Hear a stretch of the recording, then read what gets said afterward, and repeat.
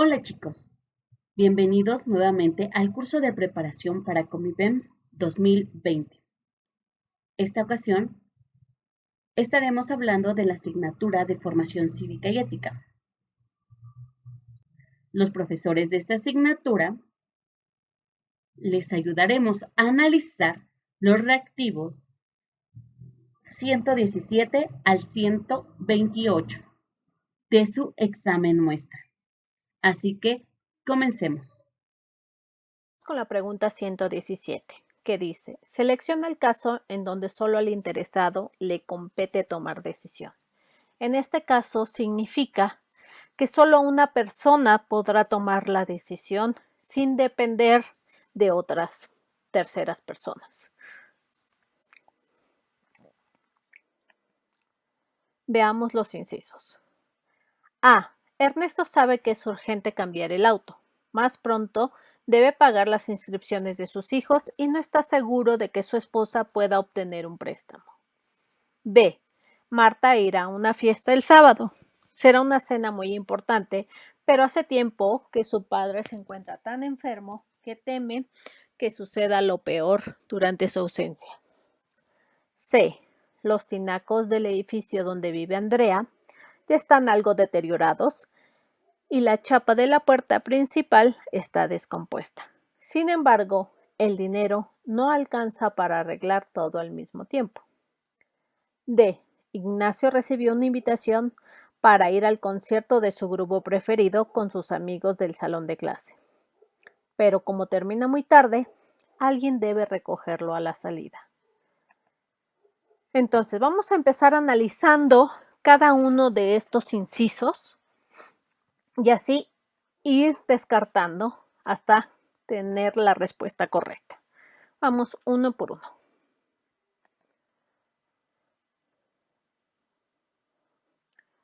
Ernesto necesita el dinero para cambiar el auto, pero de momento solo tiene para pagar la inscripción de sus hijos. Para poder cambiar el auto necesita el dinero extra que lo obtendrá a través del préstamo. Pero eso no depende de él, sino del banco para darle el préstamo a su esposa.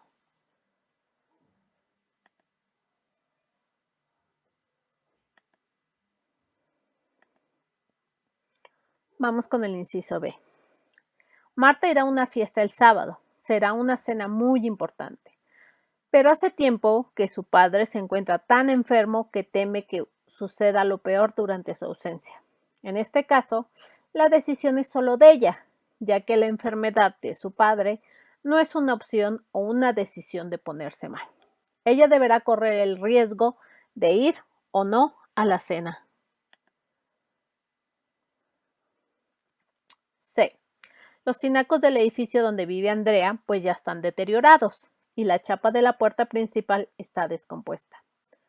Sin embargo, el dinero no alcanza para arreglar todo al mismo tiempo. En este caso, la decisión de Andrea no depende de ella solamente, sino del dinero que junte para arreglar tanto los tinacos como la chapa y en este caso deberá someter a votación de los que viven en el edificio a qué se le dará prioridad.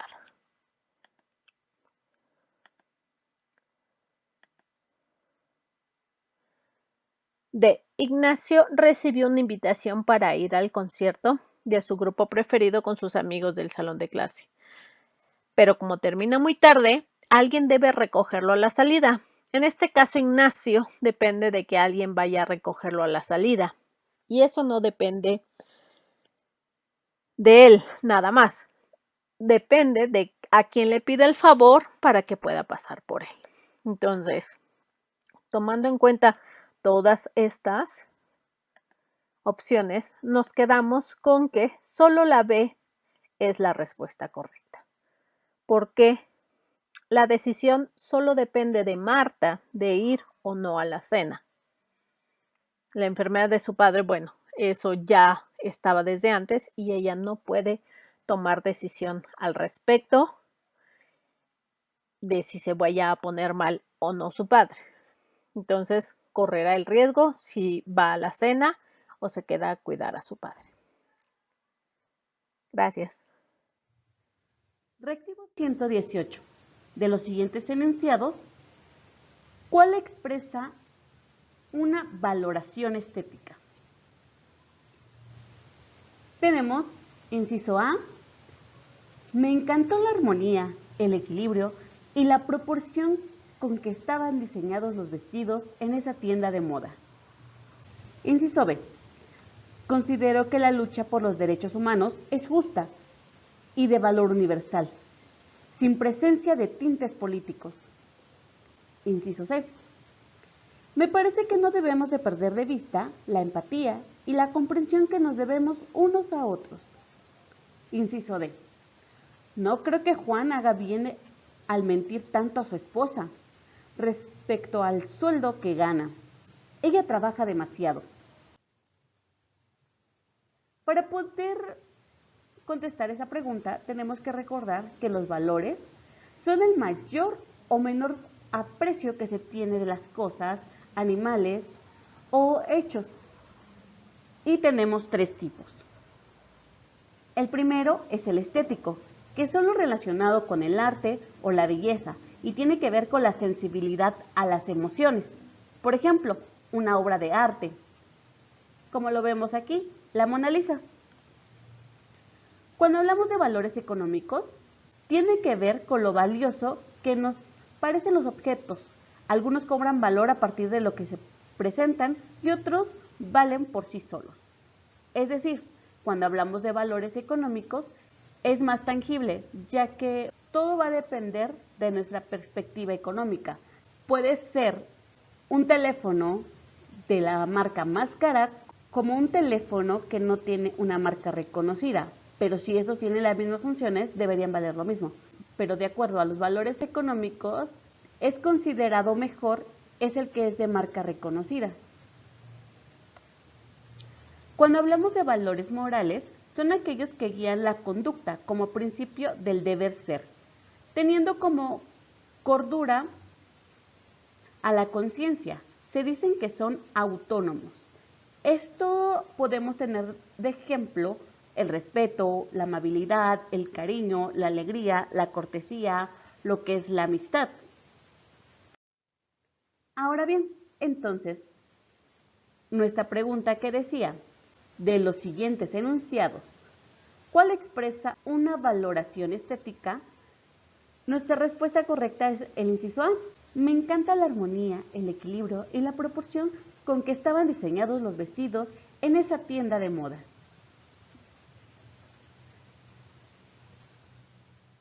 Pregunta 119. Pablo y Laura le pidieron a su abuela que le mostrara sus álbumes fotográficos, les contara el contexto y las anécdotas. A partir de entonces, descubrieron que las A. Leyes sociales. B. Ambiciones infantiles. C. Historias compartidas. D. Políticas públicas. Han intervenido en la conformación de su identidad personal. Para ello, recuerden que en su conceptuario lo podrán revisar en las páginas 126 a la 130. Comencemos. En el inciso A nos menciona las leyes sociales. Para ello tenemos que recordar que nosotros nos regimos a través de leyes y normas. Recordemos que existen las leyes naturales. Estos regulan los fenómenos físicos y biológicos y corresponden al mundo del ser. En tanto, las leyes sociales controlan la convivencia con nuestros semejantes, es decir, nuestra conducta social, y corresponde al mundo del deber ser, que va muy de la mano con la moral. Inciso B. Ambiciones infantiles. Cuando hablamos de ambiciones infantiles, estamos viendo las necesidades de los niños. En particular, cuando somos pequeños, la principal ambición infantil es alimentarse y poder dormir. Cuando vamos creciendo, empezamos a reconocer a las personas y tenemos esa necesidad de estar cerca de mamá. Las ambiciones cambian cuando se dan los primeros pasos, ya que se busca trasladarse de un lugar a otro. Conforme vamos avanzando, se ve la necesidad de comunicarse con los demás, de que los adultos también nos entiendan. Y cuando somos más grandes, nuestros sueños son nuestros anhelos. Es decir, si yo lo sueño, lo puedo hacer. Las historias compartidas forman parte de nuestra identidad. La identidad personal es todo aquello que nos define como individuos. La construcción de una identidad personal es parte del proceso, al reflejar una conducta, una historia, unas habilidades y unas creencias que forjan una imagen consistente de nosotros mismos. Las historias compartidas son aquellas que a lo largo, como su nombre lo dice, se comparten de generación en generación. Estas pueden ser la que escuchaste con tus abuelos o con tus padres, pero también de aquellos personajes históricos como Miguel Hidalgo, Venustiano Carranza, Benito Juárez, etc. Ahora, tal vez se preguntarán, ¿cómo forma parte de la identidad? Pues bien, al admirar a una persona por una historia compartida, es parte de la identidad de las personas, que se construye junto con otros factores como son las costumbres, las creencias, las religiones, entre otras cosas. Inciso D. Políticas públicas. Posiblemente recordarás que al principio creías que políticas públicas se relacionaban mucho con elegir a una persona como representante a través de un partido político. Pero como ya vimos, las políticas públicas generalmente se entienden como programas que un gobierno cualquiera que sea desarrolle en función de un problema o una situación determinada. Estas políticas son acciones que el gobierno emite para buscar dar respuesta a las diversas demandas de la sociedad. Estas pueden ser desde el alumbrado público, el llevar servicios de agua potable a tu comunidad o simplemente el mantenimiento de tu escuela. Con lo que ya analizamos, ahora podemos contestar nuestra pregunta. Pablo y Laura le pidieron a su abuela que le mostraran sus álbumes fotográficos, le contaran el contexto y las anécdotas. A partir de entonces, descubrieron que las historias compartidas han intervenido en la conformación de su identidad personal. Pregunta 120. Relaciona los derechos y obligaciones de los adolescentes con el ejemplo que le corresponde. Tenemos dentro de los derechos y obligaciones Romano 1, derecho, Romano 2, obligación. Tenemos los ejemplos. Inciso A, respeto de los padres a los hijos. Inciso B, responsabilidad en los estudios. Inciso C, cumplimiento de las normas sociales. Inciso D, contar con servicios de salud gratuitos. Tenemos las opciones.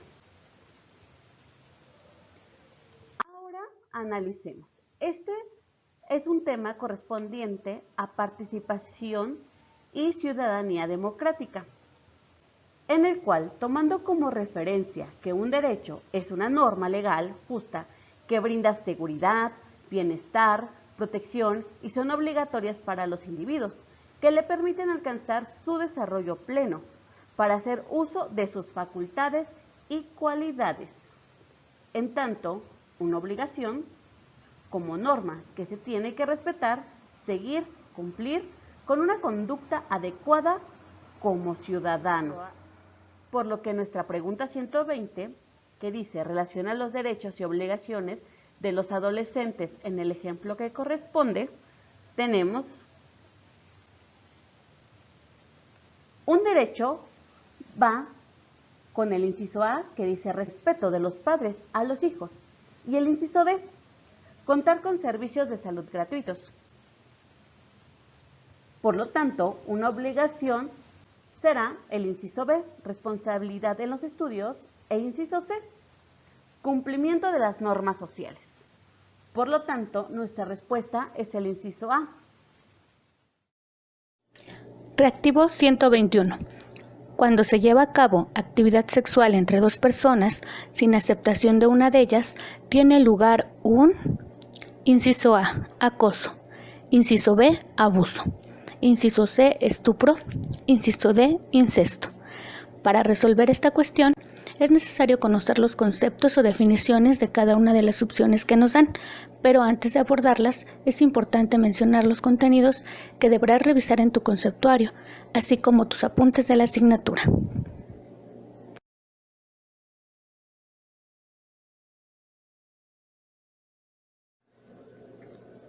El primer tema es la sexualidad y su contexto con los adolescentes. Pues explorar el sexo es una de las actividades más importantes de la adolescencia para la mayoría de los individuos. Cuando entran en esta etapa por primera vez, las personas se sienten atraídas por otras y aparece el impulso de relacionarse con otros de manera sexual. Sin embargo, el sexo es una actividad que implica bastantes riesgos si no se lleva a cabo con precaución. También debe revisar el tema situaciones de riesgo del adolescente, ya que durante la etapa de la adolescencia somos vulnerables a hechos o eventos que representan un peligro latente que amenaza ya sea a tu persona, tu familia o a tu comunidad, provocando desequilibrio en la salud física y emocional. Asimismo, es de interés el contenido de actitudes morales del adolescente, puesto que las situaciones enfrentarán al adolescente en una situación de reflexión para determinar si el suceso es bueno o malo y así tomar la decisión de realizarlo o no. Ahora bien, repasemos cada una de las opciones que son posibles respuestas a la interrogante. El inciso A describe cualquier acción o conducta que implique incomodidad o disconformidad de la otra persona. Este puede ser verbal en el caso de insultos, discriminación o menosprecio, físico como lo son empujones o golpes, psicológico en el caso de amenazas o chantajes, cibernético cuando se da a través de medios electrónicos como páginas web y redes sociales, y sexual mediante señales obscenas o miradas que incitan el acoso sexual. El abuso solo se trata de acciones que conducen o avanzan con la finalidad sexual, pero no se culmina, así que se descarta como posible respuesta a nuestro reactivo. Por su parte, el inciso B nos indica que el abuso será cualquier hecho o acción que presiona o obliga a alguien a hacer algo que no quiere. Por ejemplo, obligar a una persona a hacer algo sexualmente, como que se deje tocar sus genitales. Se considera hasta ahora, de acuerdo a su definición, como la respuesta correcta, ya que nos habla de obligar, es decir, no se tiene el consentimiento de la persona, que es el único dato que se nos aporta en la pregunta. Por otro lado, tenemos al estupro, el cual consiste en tener relación sexual con una persona menor de edad, valiéndose del engaño o superioridad, tergiversando el consentimiento de la víctima, agrediendo la libertad sexual. Sin embargo, desconocemos la edad aproximada de los implicados, por lo que esta no se considera la respuesta correcta.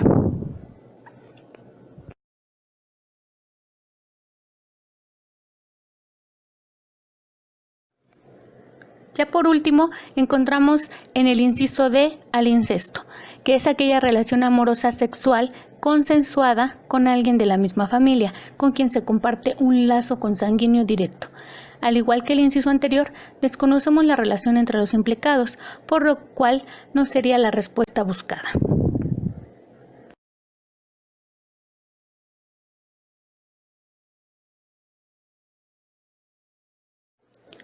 Nuestra respuesta correcta es el inciso B, abuso, de acuerdo al supuesto que tenemos, pues desconocemos situaciones como la edad y la relación que existe entre las personas involucradas.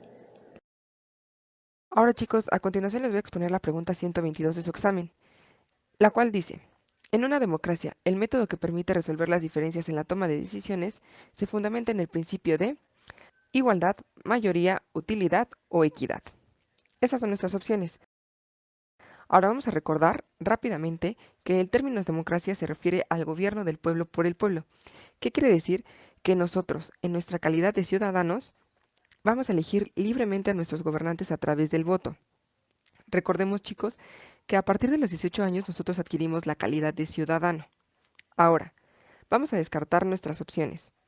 Primero, quedamos con el principio de mayoría.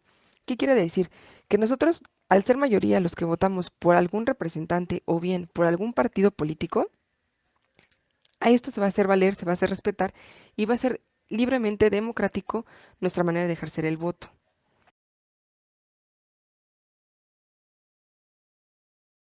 El principio de igualdad es un principio de la democracia que se refiere al derecho que tiene cada ciudadano para ejercer su voto.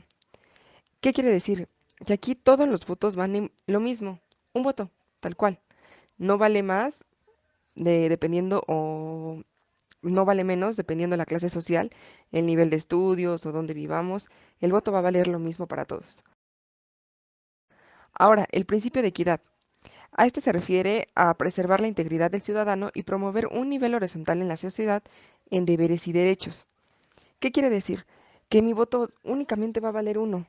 No quiere decir que va a valer dos votos, no tengo derecho a dos votos, simplemente que todo ciudadano tiene derecho a un voto y se contabiliza igual.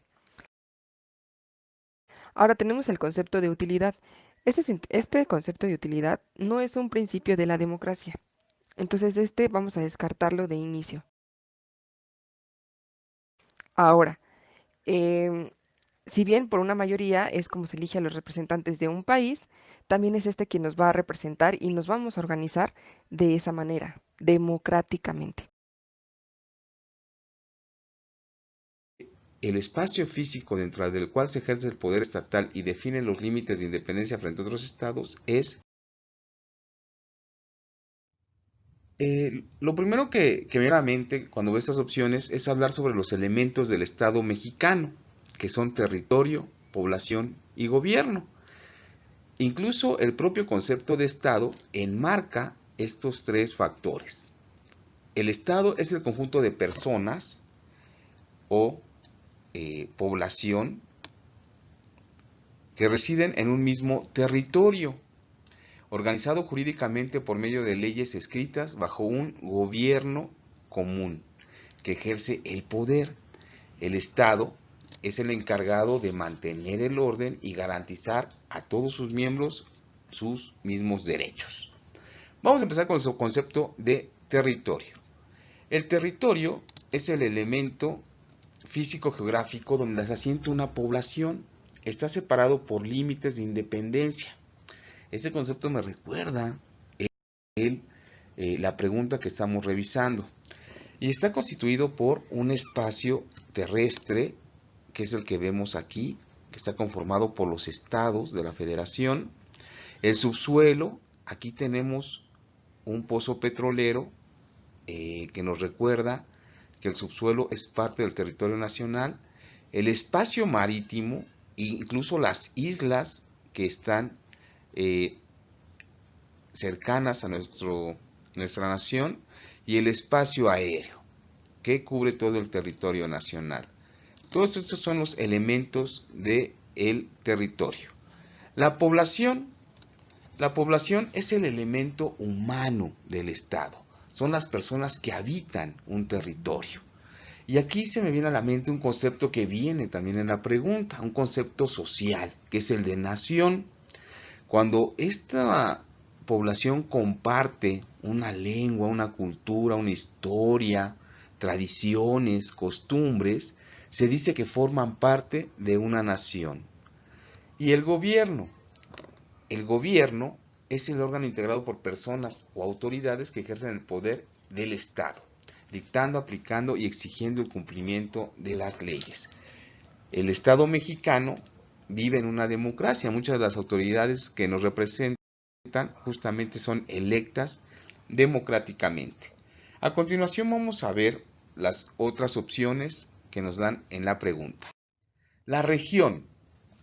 Región es un término geográfico que se refiere a las características de un determinado lugar. Pueden ser características biológicas como el clima, la humedad o la biodiversidad, o condiciones socioculturales. Por ejemplo, en esta imagen tenemos una población que podríamos pensar que tiene un clima cálido, con un cierto aspecto de humedad, porque vemos mucha vegetación, puede tener una gran biodiversidad en cuanto a especies animales.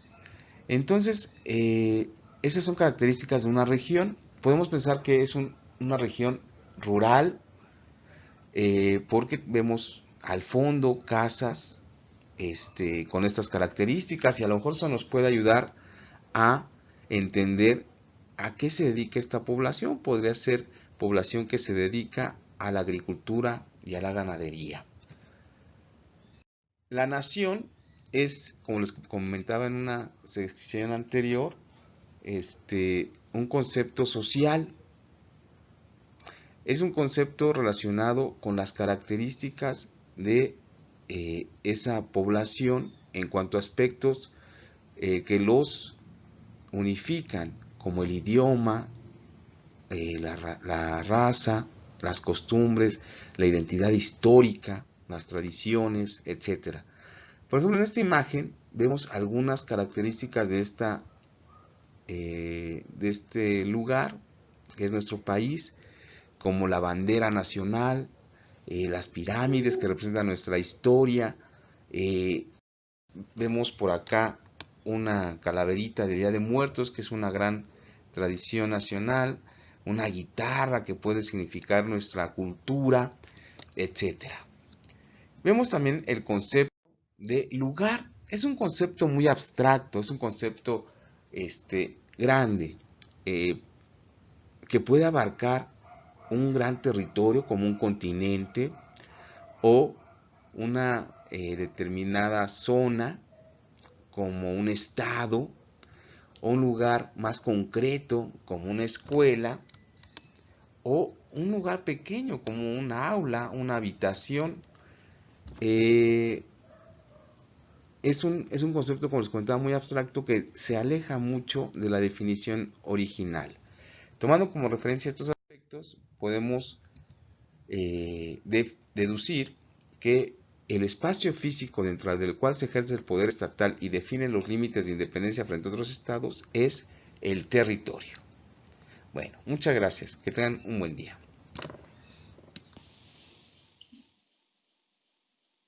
Pregunta 124. Reto democrático que permite manifestar el reconocimiento de la pluralidad ideológica y política de la sociedad. Inciso A. Participación ciudadana. Inciso B. Transparencia pública. Inciso C. Acceso a la información. Inciso D. Responsabilidad pública.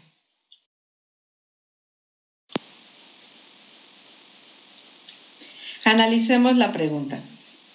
Seguramente has escuchado y leído que la democracia no se puede entender solo como una forma de gobierno, sino que implica todo un estilo de vida. De acuerdo con esta concepción, se puede analizar los retos que aún enfrenta México.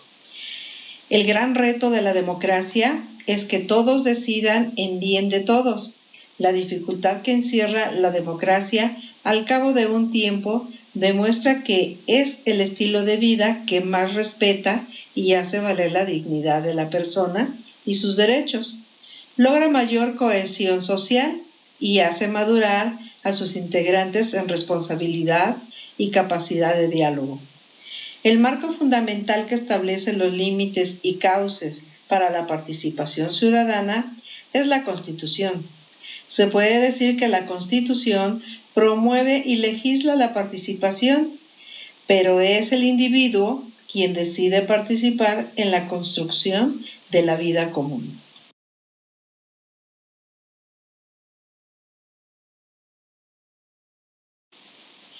Los principios básicos de participación ciudadana te permiten identificar las vías que como ciudadanos tenemos para el logro de la convivencia y de la misma manera adquirir acuerdos comunes que nos permitan contar con una sociedad democrática.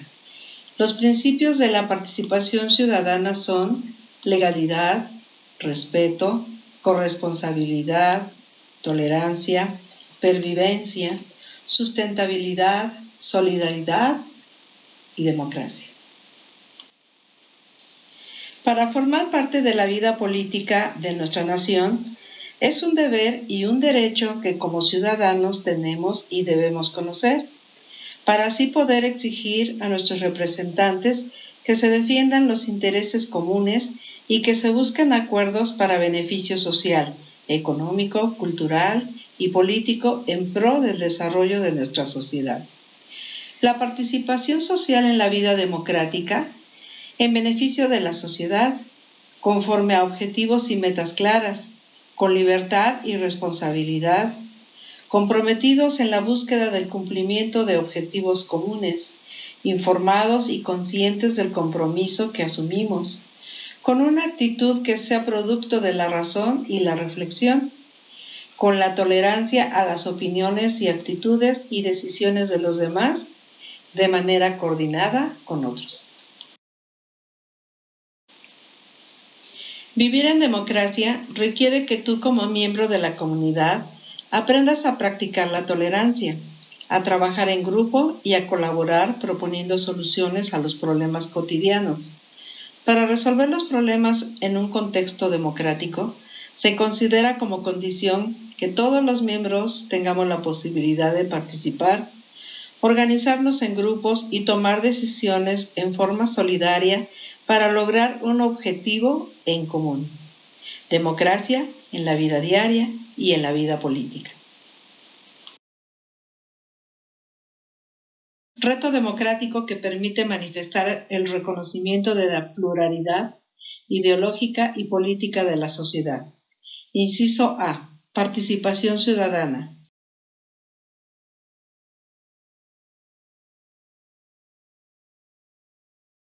Formación cívica y ética. En el artículo 125 nos dice, es un ejemplo del ejercicio de soberanía popular mediante la participación ciudadana. Los incisos para posibles respuestas son A.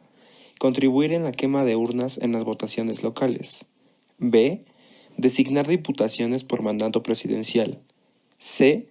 Convivir con los vecinos en las fiestas religiosas del pueblo. D. Colaborar activa y concretamente en beneficio de la colectividad. Ahora, vamos a analizar cuál es la respuesta correcta. En primer lugar, el inciso A es incorrecto, ya que quemar urnas no es un ejercicio de soberanía. En segundo lugar, recordemos que la elección de diputados se hace mediante el sufragio efectivo cada 3 años en las elecciones locales. No los elige el presidente. Por ende, el inciso B está descartado. En tercer lugar, aunque también es la más cercana pero no la respuesta correcta, es el inciso C. Si bien la participación en este tipo de eventos conlleva un beneficio para la sociedad, no cumple con el significado de soberanía. Por último, la respuesta correcta es D, ya que nosotros los ciudadanos debemos colaborar activa y concretamente para el beneficio de la sociedad. Tal ejercicio de soberanía podemos ejemplificarlo con el ir a votar, ya que nosotros los ciudadanos somos quienes elegimos a nuestros representantes políticos y ellos nos representarán durante un periodo de tiempo determinado. ¿Cuál es la mejor forma para ir descartando las respuestas correctas versus las incorrectas? Lo que yo les puedo recomendar es, primero, esto es un ejercicio, pensar que esto es un ejercicio de sentido común, ¿no? Las respuestas están basadas también en sentidos común, por ejemplo, la respuesta, el inciso A, que es contribuir a la quema de urnas en las votaciones locales, pues obviamente eso nos dice que eso no es un ejercicio de soberanía. Por sentido común, el quemar urnas no es la respuesta correcta. El inciso B, designar diputaciones por mandato presidencial. Nosotros vimos en el curso que justo ese tipo de diputaciones las asignan las personas a través del sufragio efectivo. Por ende, esa respuesta no es correcta, ¿vale? Entonces, queda entre el inciso C y el inciso D. Sin embargo, estamos hablando de un ejercicio de soberanía popular mediante la participación ciudadana. Por ende, convivir con los vecinos en las fiestas religiosas del pueblo puede ser que sí sea un ejercicio de soberanía, pero todo esto de las fiestas y de la verbena no estar ligada justamente para un beneficio de la sociedad. Sí es fiesta, sí es juegos, si es un tema de festejo, pero no es un tema que esté involucrado 100% para como un ejercicio de soberanía popular mediante la participación ciudadana. Por ende, el colaborar activa y concretamente en beneficio de la colectividad, esa es la respuesta correcta.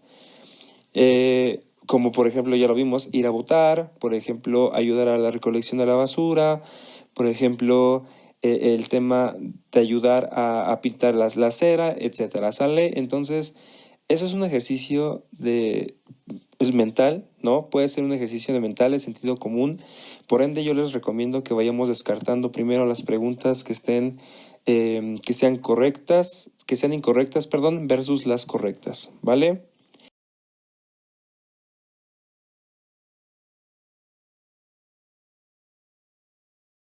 En la pregunta 126, justamente dice esto. Un medio de comunicación cumple con una función social cuando A. Organiza y concreta la ayuda para los damnificados por desastres naturales. B. Está involucrado en el servicio al sistema económico y a la publicidad. C. Derrumba mitos al influir y formar opiniones mediante la manipulación. Y D.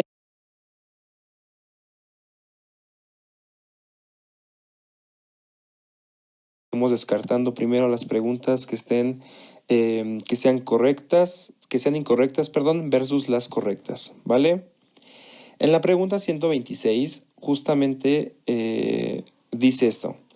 Un medio de comunicación cumple con una función social cuando A. Organiza y concreta la ayuda para los damnificados por desastres naturales. B. Está involucrado en el servicio al sistema económico y a la publicidad. C. Derrumba mitos al influir y formar opiniones mediante la manipulación. Y D. Convence al receptor sobre un tema específico mediante la persuasión. Vamos a analizar las opciones. En primer lugar, esta pregunta nos deja muy en claro que se trata de una función social. Si bien un medio de comunicación es un tema técnico que sirve para informar a los miembros de una determinada comunidad sucesos relevantes en el mundo y en la sociedad en la que vivimos, el inciso B nos dice que solo está involucrado en el sistema económico y la publicidad, pero en general todo esto no es así, ¿no? Un medio de comunicación da más cobertura que solo a estos limitantes, ¿no? El inciso C nos habla de la manipulación. Un medio de comunicación no debe manipular a sus masas, sino más bien dar contenido que deje audiencias para formar criterios de valor propio, como lo revisamos en clase, ¿no? Nosotros podemos ver diversas opciones de información o de comunicación y va a quedar en nosotros el tema de cómo manejar esta información y de qué manera podemos contribuir a la mejora de la sociedad, ¿sale? Entonces, tenemos que ser muy críticos, muy analíticos con la información que recibimos, con la información que leemos, porque justamente eso nos hará tener criterios de valor propio. El inciso D nos habla de la persuasión y está muy ligado al punto de arriba, ¿no? O sea, no debe convencer, sino más bien dejar formar criterios propios. Por ende, la respuesta correcta es A. Organiza y concentra la ayuda para los damnificados por desastres naturales. Volvemos al mismo tema, el sentido común. Tenemos que leer bien la pregunta. Un medio de comunicación cumple con una función social. ¿Cuándo? Aquí está la clave, una función social. Por ende, la respuesta es organiza y concentra la ayuda para los damnificados por desastres naturales. Eso es un ejercicio, volvemos a lo mismo, de sentido común. Es un ejercicio que nos debe... que no debe tener limitantes en nuestra forma de pensar.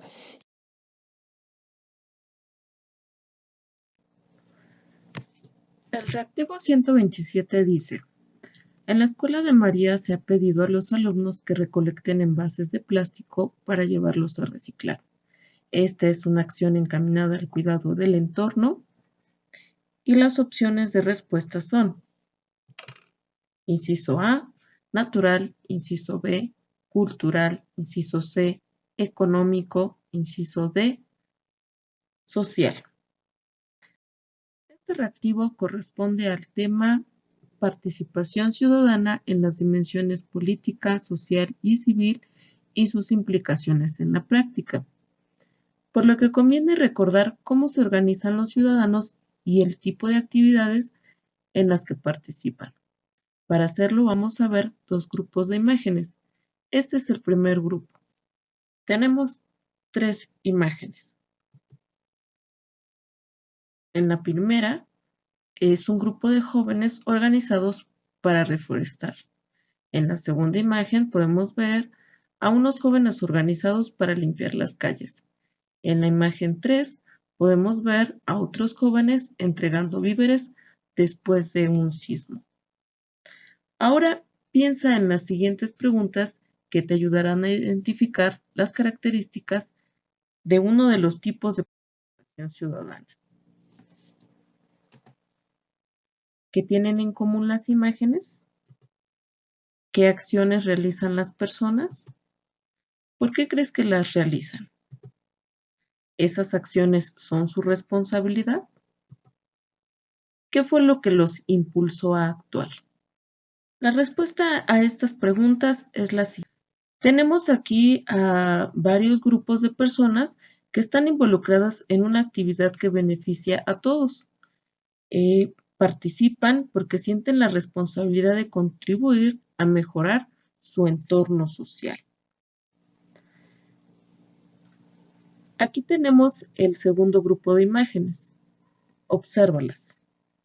En la imagen 1 vemos a una persona ejerciendo su voto. En la imagen 2, una manifestación en contra de una reforma gubernamental. Y en la imagen 3, a una organización vecinal reunida para solicitar el trámite de escrituración. Ahora piensa, ¿qué tienen en común las imágenes?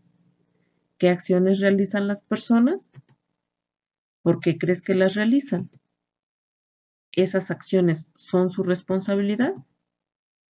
¿Qué fue lo que los impulsó a actuar?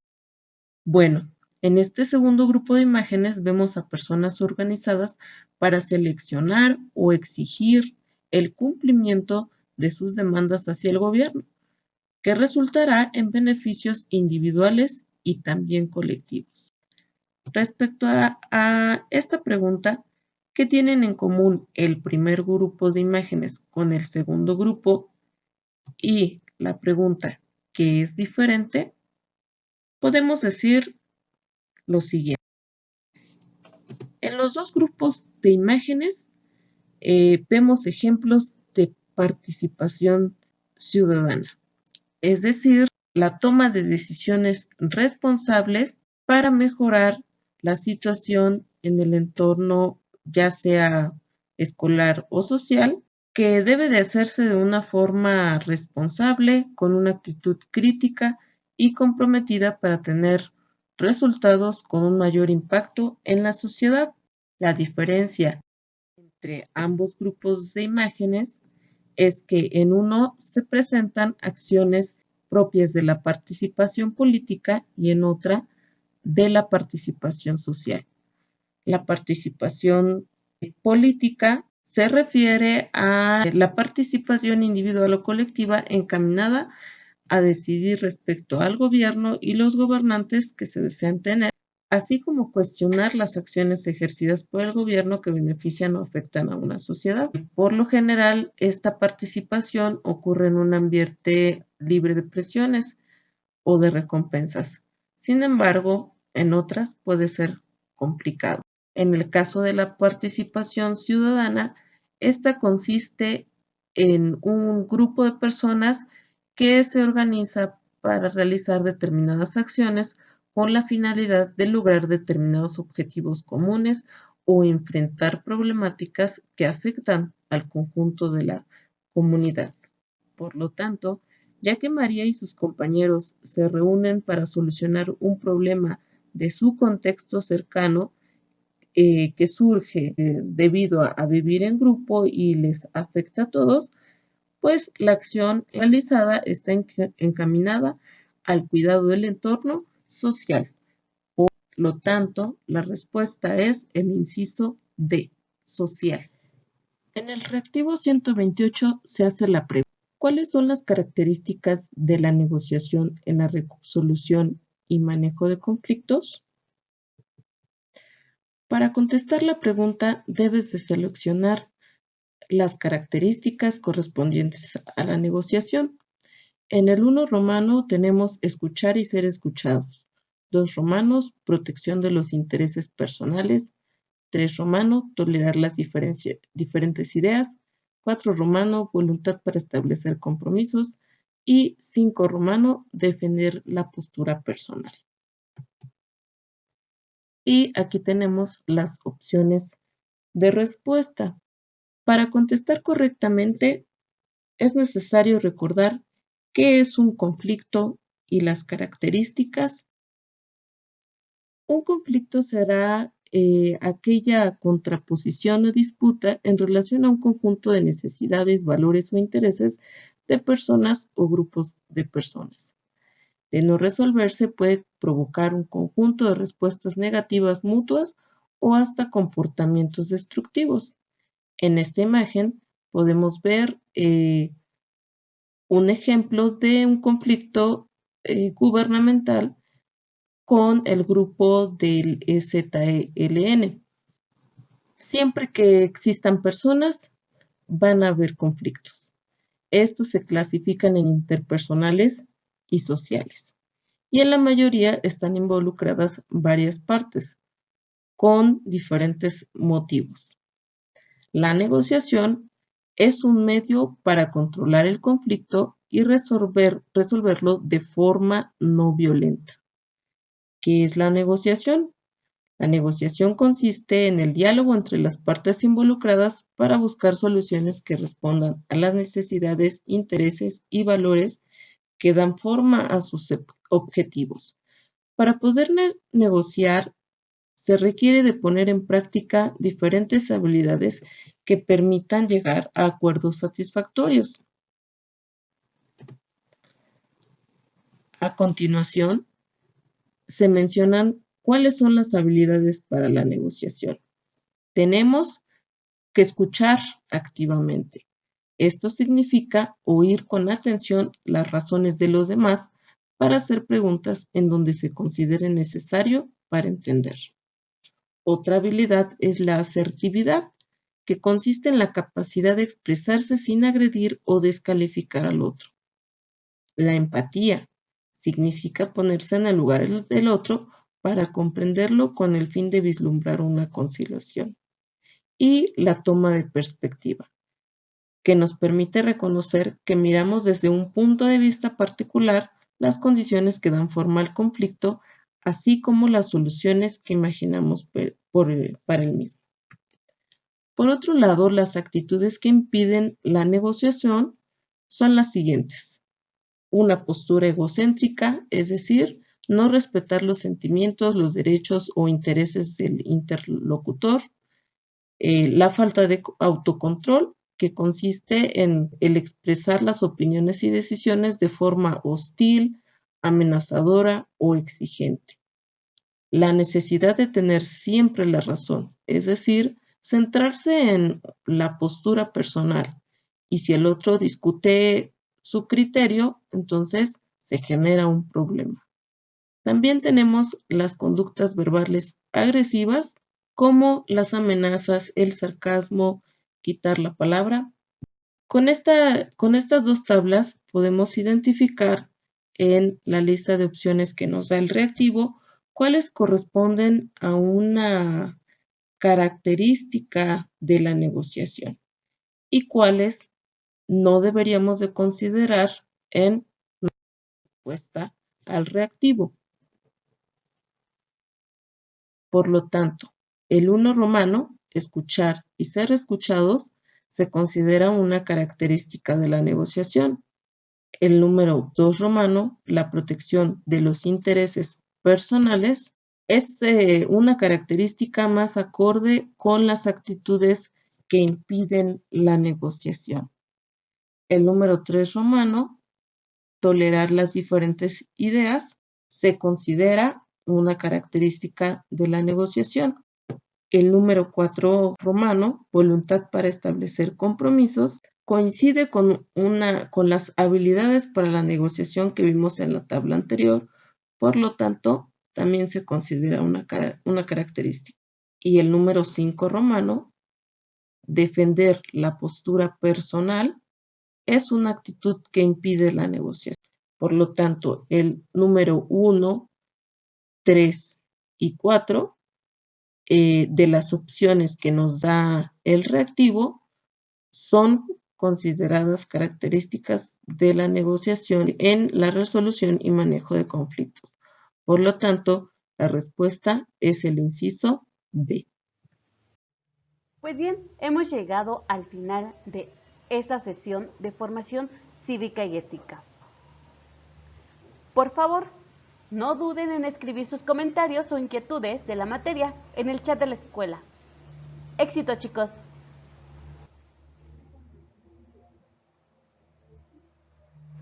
Hola chicos, ¿qué tal? Buenas tardes, habla su maestra Nora Delgadillo. Espero que se encuentren muy bien, al igual que sus familias. Les mando un fuerte abrazo chicos y como siempre, les deseo lo mejor. Espero que les vaya súper bien en sus exámenes. Yo sé que ustedes son alumnos de excelencia y que estudiaron súper bien en esta cuarentena y por ende no dudo nada en que se van a quedar en su primera opción. Mucho éxito siempre.